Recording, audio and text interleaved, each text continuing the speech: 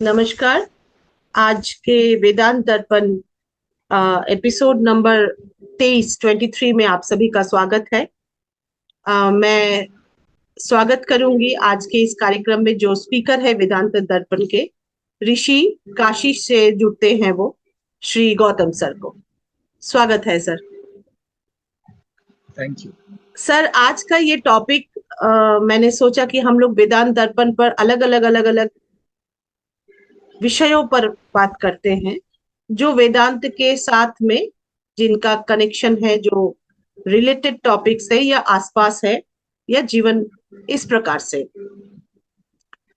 मुझे न जाने सर, लग रहा है कि आज के इस प्रगतिशील युग में अपने देश के ऊपर कुछ हम लोग अगर इंडिया का जो आ, इंडिया का फ्यूचर या भारत के ऊपर हम लोग अगर कुछ रखें इस तरह की, क्योंकि सर वेदांत वेद ये मुनि ऋषियों से, ये हमारे भारतीय सनातन संस्कृति की ही चीज है, ये कोई और देश में नहीं है।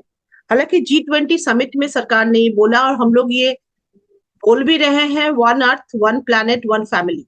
हम एक परिवार है, पूरा एक जो ये पृथ्वी एक परिवार हमारी वो है, बिल्कुल है। और हम लोगों के पास अतिथि देवो भव, India is incredible in all aspects. पर भारतीय संस्कृति में विज्ञान भी पहले था। और ये जो कार्यक्रम है हम लोगों का वेदांत दर्पण, वेदांत भी भारत भूमि से ही आई।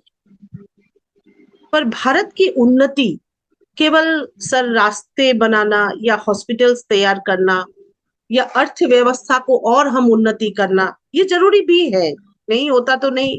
हम लोग इसको आ, ये भी बहुत जरूरी है, मैं बिल्कुल मानती हूँ इसको। लेकिन साथ साथ जो हमारा कला है, भारतीय कला संस्कृति, और भारत का जो ये धर्म, मेन थिंग इज धर्म, जो हमें धारण कर रही है, इस पर पहले भारतवर्ष को सर सोने की चिड़िया कहा जाता था। इसलिए कहा जाता, क्यों कहा जाता था? क्योंकि वी वेर ऑलरेडी रिच, हम बने हुए हैं। लेकिन आज के इस प्रगतिशील युग में न जाने, मुझे लगता है कहीं पर भी अपने अस्तित्व को, भारत को और ज्यादा याद करने की आवश्यकता है। और हम भारतवासियों को और उस पर चलना बहुत जरूरी है। जबकि हम विदेशों का अनुकरण करते हैं, उनके अच्छाइयों को हम ले, बिल्कुल उनकी प्रगति जो है या अच्छाइयों को हम ले, पर जो ऑलरेडी हमारे तिजोरी में है, हमारे साथ में है, हम पैदा ही हुए हैं उस जीन्स के साथ में, उसको हम जितना से ज्यादा उसकी हम चर्चा करेंगे, मुझे लगता है सर भारत की उन्नति उसी से है, सबसे ज्यादा उन्नति। Because we are traditionally rich in art, in culture and in the religion. तो सर इस पर आप कृपया बोले कि वेदांत इस भारत भूमि की ही चीज है, और भारतवर्ष को आगे आने के लिए और किस प्रकार से धर्म के पथ पर चलकर आगे आना पड़ेगा।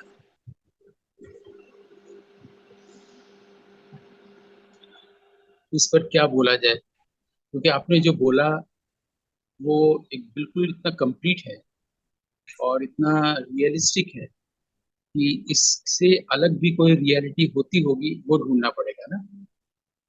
ये सही है कि अ, जो विद्या है, प्राचीन विद्या है, प्राच्य विद्या, उसका आविर्भाव इस भौगोलिक रूप से भारतीय पृथ्वी पर ही हुआ। अगर हम पृथ्वी शब्द बोलते हैं, जी। अगर हम ग्लोबल या ग्लोब बोलते हैं, ग्लोबल यानी कि वैश्विक, ग्लोब यानी कि विश्व, और पृथ्वी हम लोग जानते हैं धरा। धरा। कोई एक शब्द ले तो पृथ्वी का जो वो अंश जिसको हम लोग भारतवर्ष कहते हैं, जो काफी छोटा हो गया है, पहले भारतवर्ष बहुत बड़ा था। जी। तो ये भारतीय पृथ्वी पर इस ज्ञान का उदय होना, इस विद्या का उदय होना, ये विश्व के लिए बहुत बड़ी एक उपहार और धरोहर दोनों रहे, बिल्कुल। है ना। और संजोग की बात है कि अ, विद्या का जो प्रकाश है, सूरज है, वो पूरी दुनिया में एशियाई देश यानी कि भारत से उदय हुआ, पूरब से। और फिजिकली सूरज जो है वो पूरब से उदय होता है। जी। तो जो फिजिकल सन है वो भी पूरब से हो रहा है पूरे वर्ल्ड में। जी सर। और जो हम जिसको एल्गोरिकली सूरज बोल रहे हैं, विद्या का सूरज, ज्ञान का सूरज, वो भी पूरब से ही आ रहा है, यानी भारत देश से। इसलिए ईस्ट से आ पश्चिम रहा हमेशा पूरब को ही देखने होता है। पश्चिम के पास जब भी दुख बढ़ा है, अज्ञान बढ़ा है, तो उसने पूरब की ओर देखा है इस आशा में कि पूरब ही हमारी मदद करेगा, है है। ना। ईस्ट साइड, तो हाँ। पूरब का मतलब एशियाई देश, एशियाई देश का मतलब भारतवर्ष। और वो भारतवर्ष आज खुद कहाँ खड़ा है, क्या वो प्रकाश देने की स्थिति में अभी भी है, बिल्कुल ये बिल्कुल, देखना यही होगा। पॉइंट है, यही पॉइंट, हाँ। तो हम लोग सरल रूप से धीरे धीरे आगे बढ़ रहे हैं। तो पूरब ने पश्चिम को प्रकाश दिया, एक जो सूरज के जरिए। वो सूरज आदमी ने नहीं बनाया, नहीं। वो सूरज जिसने भी बनाया, प्रकृति ने बनाया या ईश्वर ने बनाया, उस सूरज से पश्चिम को रोशनी मिली। दूसरी बात है कि इसी पूरब में विद्या का आविर्भाव हुआ। ऐसी विद्या जो फिजिक्स केमिस्ट्री पढ़ने जैसा नहीं है, जिसको पढ़ने से सारी विद्याओं की जानकारी हो जाए। बिल्कुल बिल्कुल। वो उसका प्रकाश भी पूरब से गया। और आज भी सबसे दिलचस्प बात यह है कि आज से 3000 साल पहले सोक्रेटिस के समय में भी पश्चिम पूरब की ओर देखता था, आशा से कि ये बुद्ध का देश है। और आज भी पूरा पश्चिम पूरब की ओर देखता है इस आशा से कि ये बुद्ध का देश है, यहाँ से हमें रोशनी मिलेगी हमारे जीवन में जो अंधेरा है। बिल्कुल। ठीक है। अब है कि पूरब में जो लोग रहते हैं, क्या वो लोग पश्चिम से भिन्न हैं क्योंकि उनके पास पूरब का प्रकाश है, हम्म। या वो भी पश्चिम के प्रभाव में अपना स्वभाव भूल गए। जी। दो शब्द मनुष्य के साथ जुड़े हैं, एक है स्वभाव और एक होता है प्रभाव। प्रभाव। स्वभाव का मतलब है जो हमारे अंदर इन्नेटली है, हमारे भीतर आत्यंतिक रूप से है, जिसको नेचर। जिसको हम अपने से अलग नहीं कर सकते। जैसे हम्म। कि आग और उसकी जो दाह्य शक्ति है, दोनों हम्म। को अलग नहीं किया जा सकता। जी जी। ये आग और आग की लाइट को अलग नहीं किया जा सकता है, वैसे आदमी और आदमी के स्वभाव को अलग नहीं किया जा सकता है। ठीक है। बाहर से कोई प्रभाव उस पर पड़ सकता है। हम्म। ठीक है। या हम ऑडियंस पर एक प्रभाव ला सकते हैं, दे सकते हैं कला के माध्यम से। ये कला की हम्म। दुनिया है। जी। तो कला की दुनिया में हम बाद में आएंगे। पहले ये देखेंगे कि क्या हम अपने स्वभाव को भूल चुके हैं और हम्म। बाहरी प्रभाव में हैं, या विदेशी जो पश्चिम है वो अपने स्वभाव में रहते हुए भी पूरब का प्रभाव लेना चाहते जी। हैं, है ना। तो अगर पूरब का प्रकाश पूरब का स्वभाव हुआ था किसी समय में, इसीलिए इसको ऋषि मुनियों का देश कहा गया, बिल्कुल विद्या और ज्ञान का देश कहा गया, इसलिए इसको सोने की चिड़िया कहा गया। बिल्कुल। बल्कि मैं तो कहना चाहूंगा कि वो चिड़िया हीरे की है और भी आगे। लेकिन बिल्कुल। क्या आज भी वही है? आज हम देखते हैं कि ऐसा नहीं है, क्योंकि जितनी भी शब्दावलियां हम लोग प्रयोग करते हैं आज, वो सब पश्चिम से लाया हुआ है। बिल्कुल। यहाँ तक कि ग्लोबलाइजेशन और कॉमोडिटी, ये जितनी भी चीजें, अर्बनाइजेशन, कोलोनियलिज्म, जितनी भी चीजें हैं वो सब कुछ पश्चिमी दर्शन का है। यहाँ तक कि एक्शियोलॉजिकल, अगर हम एनालिसिस करते हैं, इसको एक्शियोलॉजिकल एग्जामिनेशन बोलते हैं, जो आपने विषय उठाया है कि जीवन मूल्यों की पड़ताल, हम्म। जीवन मूल्यों का विश्लेषण, तो इसको फिलोसॉफी में एक्शियोलॉजिकल एनालिसिस ओके। बोलते हैं। फिलोसॉफी में ऐसे बहुत सारे एनालिसिस के मेथड हैं, जैसे कि सोटोरियोलॉजिकल मेथड, मतलब हम्म। कि अ, वो निर्वाण है या नहीं है। ऑन्टोलॉजिकल और। मेथड होता है जिसमें कि हम ये देखते हैं ऑन्टोलॉजिकल मेथड में कि जो बीइंग है, जैसे हम, मैं एक बीइंग हूँ, आप एक बीइंग है, बीइंग का जो नेचर है उसका अध्ययन करने के लिए हम्म। ऑन्टोलॉजिकल मेथोडोलॉजी यूज करते हैं, हम्म। है ना। तो अभी हम लोग वैल्यूज पर बात कर रहे हैं, ह्यूमन वैल्यूज और कंट्री के कुछ वैल्यूज को लेकर, सोशल वैल्यूज को लेकर। तो जी। इसको एक्सियोलॉजिकल एनालिसिस कहेंगे। तो मूल्यों को। मूल्यों अब को ले। ये हम लोग एकदम, हाँ, तो अब हम लोग बेसिक्स पर बात कर रहे थे।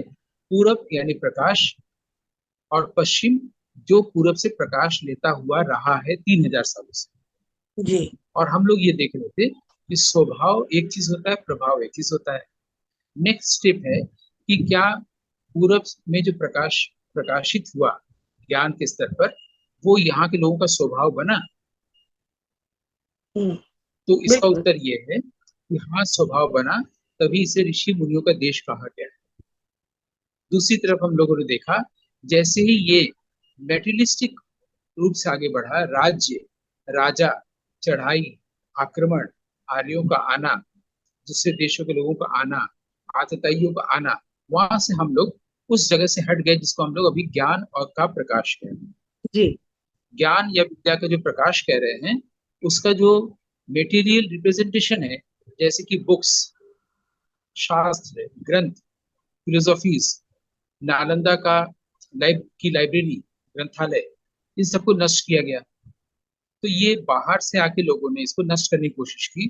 तो क्या हमारा स्वभाव नष्ट हुआ, या हमारे स्वभाव में प्रकाश रह गया, और हम उसी प्रकाश को लेके 2023 तक आ गए हैं और कह रहे हैं कि ये हमारा है। तो अब जो हमारा है विद्या का प्रकाश, क्या वो हमारा स्वभाव है, या वो हम में पश्चिमी प्रभाव है? जी। अगर पश्चिमी प्रभाव है, तो हम लोग को स्वभाव की ओर फिर से बढ़ना पड़ेगा। और अगर हम हमारे स्वभाव में अभी भी प्रकाश है, हमारा स्वभाव भी प्रकाशित है, तो हमें फिर कोई चिंता करने की जरूरत ही नहीं है। लेकिन हम देखते हैं कि आज भी हम इस स्वभाव के बावजूद, प्रकाश के स्वभाव के बावजूद, हम बार्बरिक हैं। हम अत्याचार करते हैं। हमारे पास शक्ति आते ही हम कमजोर को तकलीफ देने लगते हैं। बिल्कुल। हम चाहते हैं मेरे पास शक्ति आए, पद की आए, पैसे की आए, प्रतिष्ठा की आए, और जैसी शक्ति आती है हम तुरंत रूल करने लगते हैं, डोमिनेट करने लगते हैं। अगर पति पत्नी भी हैं और उसमें जो शक्तिशाली है वो डोमिनेट करने लगता है। और हम लोग डोमिनेशन की परिभाषा जानते हैं कि domination in any form is evil. ठीक है। डोमिनेशन या इविल जो है, वो अंधेरे या अज्ञान का ही एक रूप है। तो बिल्कुल। हमारे स्वभाव का फिर क्या हुआ? थोड़ी देर के लिए अगर इसको हम प्रकाशित स्वभाव कहें, तो जिस प्रकाशित स्वभाव को हम लोग दुनिया को देने की बात कर रहे थे, उसका हमारे ऊपर ही अपना क्या प्रभाव बचा रह गया है? पहले तो ये देखना होगा ना कि इस भूभाग पर, इस भारतीय पृथ्वी पर हमारे अपने स्वभाव के प्रकाश का क्या हुआ? क्या वो अभी भी है? क्या आज भी सभी लोग ऋषि मुनि जैसा आचरण कर रहे हैं, या वो पहनावे से लेके, रहन सहन से लेकर के, जीवन जीने की पूरी शैली हम्म। ग्लोबल हो गई? बिल्कुल। है ना? जैसे क्या था कि पहले बनारस में लुधियाना के कपड़े आते थे, जी। मेरठ का पेड़ा आता था, बॉम्बे में बनारस का चमचम जाता था। अब हर शहर में हर शहर की चीजें मिलती हैं। आ रही है सर। तो लुधियाना जाके जाने की जरूरत नहीं है, मेरठ जाने की जरूरत नहीं है, मेरठ का पेड़ा यही मिल जाएगा, आगरे का पेड़ा यही मिल जाएगा। जी। मतलब एक शहर में ही पूरी दुनिया की सब चीजें मौजूद हो गई है, जिसको ग्लोबलाइजेशन कहा गया है। जी। हर कॉमोडिटी, सारी कॉमोडिटी आपको एक ही शहर में मिल जा रही है। ठीक है। इसका मतलब हमें दूसरे शहर में जाने की जरूरत नहीं है, पूरा विश्व ही पूरब के पास आ गया है। लेकिन क्या पूरब का प्रकाश इतना शक्तिशाली है कि जो कोई भी इसके प्रभाव में आएगा वो उसको प्रकाशित करता ही रहेगा? जो भी इस भारत देश में पैदा हो रहे लोग हैं, क्या आरंभ से ही वो प्रकाशित हैं? अगर प्रकाशित हैं तो उनको प्राणायाम, योग, मेडिटेशन करने की क्या जरूरत है? अगर उनको ही जरूरत है तो वो पश्चिम के देशों को क्यों सिखाने जा रहे हैं और पैसा ले रहे हैं? तो आओ तुमको योग सिखाएं, आओ तुमको प्राणायाम सिखाएं, और उसकी दुकान खोल के बैठे हैं, ऐसा क्यों किए हैं? पहले खुद तो प्रकाशित हो। ठीक है। मुझे लगता है इसको हम लोग सरल ढंग से, इस अप्रोच से देख सकते हैं कि प्रकाश का काम ही है अपने आप को रेडिएट करना। जी। हमको प्रकाश को किसी को देने की जरूरत नहीं है। सूरज उगेगा तो रोशनी होगी। नेचुरली, हमारे हाँ। भीतर से जब विद्या का प्रकाश का अभ्युदय होगा, तो वो प्रकाश दूसरे तरफ में जाएगा ही, वो प्रभाव में बदलेगा ही। यहाँ पर स्वभाव ही प्रभाव, जी। सूरज का स्वभाव ही स्वभाव का प्रभाव होना है। कलाकार क्या करता है कि वो कला के स्वभाव को जांचता है, परखता है, फिर प्रभाव पैदा करता है। जी। इसको नाट्यशास्त्र में साधारणीकरण कहा गया है कि वो एक प्रभाव पैदा करता है, पूरा हॉल उसके प्रभाव में आके रोने लगता है, उसके प्रभाव में आके हंसने लगता है। तो हम लोग कला का सहारा भी ले सकते हैं कि अगर कला में ये गुण है कि हम पूरे हॉल को प्रभावित कर सके, तो फिर कला से ही हम लोग ये चीज भी सीख सकते हैं कि कैसे हम अपने प्रकाश से पूरी दुनिया को प्रभावित कर दें। बिल्कुल। ठीक है।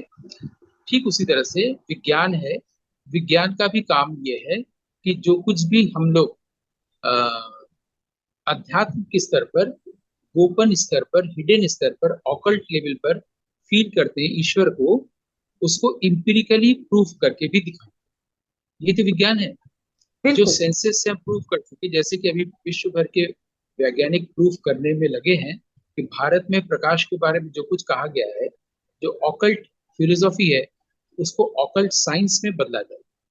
तो ओके। इसके लिए क्वांटम मैकेनिक्स में आया, और उसमें हाइजेनबर्ग वगैरह, नील्स बोर, ये सब लोग आए। और हाइजेनबर्ग ने बहुत सी किताब लिखी है, फिजिक्स एंड फिलोसॉफी। और वो लोग फिर ग्लोब से भी और आगे होते चले जा रहे हैं। वो ग्लोबल की जगह पर यूनिवर्सल होते चले जा रहे हैं। उनको लग रहा है जहां तक हम पृथ्वी को देख रहे हैं वहीं तक हमारे वाइब्रेशंस नहीं है, पर उसके आगे भी है, एंटायर कॉस्मोस है, एंटायर स्पेस है। हम लोग स्पेस यात्रा, चंद्रयान, ये सब वगैरह को देखते हैं, लेकिन हम लोग उसके आगे भी देख रहे हैं कि बहुत सारे वर्ल्ड्स हैं। पॉल डेविस की किताब है, वो है अदर वर्ल्ड्स। Other world. मैंने सिर्फ एक वर्ल्ड की बात नहीं है, अदर वर्ल्ड्स की बात है ना। जी। जी। तो अदर वर्ल्ड्स की अगर बात हो रही है, मतलब ये कम्युनिटी दैट और एनीथिंग नॉट एनीथिंग, क्योंकि नेटवर्क की प्रॉब्लम है या बारिश हो रही है। तो अगर सारी बातें कम्युनिकेट हो रही तो अच्छी बात है। तो साइंस का काम है, हम लोग ऑकल्ट फिलोसॉफी, ऑकल्ट साइंस की बात कर रहे थे, कि जो गुप्त विज्ञान है तो गुप्त विज्ञान में बदल, है ना। क्योंकि हर समय में हर चीजें गोपनीय रहती हैं, हिडन रहती है, उसको आवरण को हटाना पड़ता है ज्ञान के। अगर आप नाट्यशास्त्र में भी देखें तो उसका जो आखिरी अध्याय 37वां, उसका नाम है गुह्य तत्व कथन अध्याय। मैंने गुह्य तत्व कहा गया है हम्म। जिसको सबको सबके लिए जो नहीं है, इसी 37वें अध्याय को 36वें अध्याय में मर्ज कर दिया गया जो सबके पढ़ने के लिए नहीं। ऐसी ही भारत के बाहर थियोसॉफी की जब स्थापना हुई थी जी। मैडम ब्लॉवर्सकी के द्वारा, तो मैडम ब्लॉवर्सकी, C.W. लेडबीटर ने जो ऑकल्ट ज्ञान की बात की थी, वो एक तरह का साइंस था, वेदांत की स्थापना की थी। वेदांत अपने आप में विज्ञान। अब देखना यह है कि हम विज्ञान किसे कहते हैं।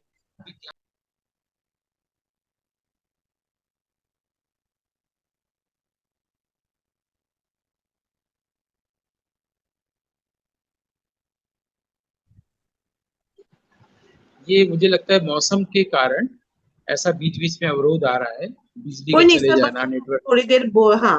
ठीक है। हाँ, तो हम लोग के पास अभी भी जो 10 मिनट का समय है, उसमें हम लोग इसे बिल्कुल स्पष्ट कर ले कि ग्लोबलाइजेशन का क्या मतलब है, पूरब पश्चिम को विद्या का प्रकाश दे पा रहा है कि नहीं। उसमें सबसे आसान चीज तक हम लोग पहुंच गए थे कि वेदांत अपने आप में विज्ञान जी। है। इसलिए वैदिक ऋषियों ने विज्ञान और कला का अन्वेषण किया। हमारे समझना ये होगा कि हम लोग विज्ञान से क्या समझते हैं। हम लोग जो 20वीं शताब्दी में बड़े हुए हैं फिजिक्स केमिस्ट्री पढ़कर, उसमें विज्ञान का मतलब ये समझते हैं कि जो कुछ भी इंपेरिकली हम लोग देख सके और दिखा सके वही विज्ञान है। जी। बिल्कुल। हाँ। भारत में विज्ञान का ये मतलब नहीं रहा। हम्म। अगर हम वैदिक समय के विज्ञान में जाएं, उस समय की मैथमेटिक्स को देखें, उस समय की ज्योमेट्री को देखें, उस समय की कॉस्मोलॉजी को देखें या कॉस्मोजेनी को देखें, तो हम लोग देखेंगे वो विज्ञान किसी और चीज को कह रहे हैं। वो विज्ञान उसे कह रहे हैं कि मनुष्य जिसे अनुभूत करता है वो विज्ञान। हम्म। सब कुछ मनुष्य के कॉन्शियसनेस में जो कुछ भी प्रूफ हो रहा है वो विज्ञान है। वो विज्ञान है। अगर कॉन्शियसनेस में नहीं है कोई चीज, तो वो चीज एग्जिस्ट ही नहीं करता। हम्म। इसलिए आपको हम फिर एक बार उल्लेख करें कि आइंस्टाइन ने जब रविंद्रनाथ से पूछा कि ये दुनिया हमारी वजह से है या हम नहीं तब भी है। हम्म। ये आइंस्टाइन ने रविन्द्रनाथ से बोला, पूछा था कि ये दुनिया हमारे बिना भी है, हमारे बावजूद। तो जी। रविंद्रनाथ ने कहा था कि द यूनिवर्सल पर्सनैलिटी ऑफ,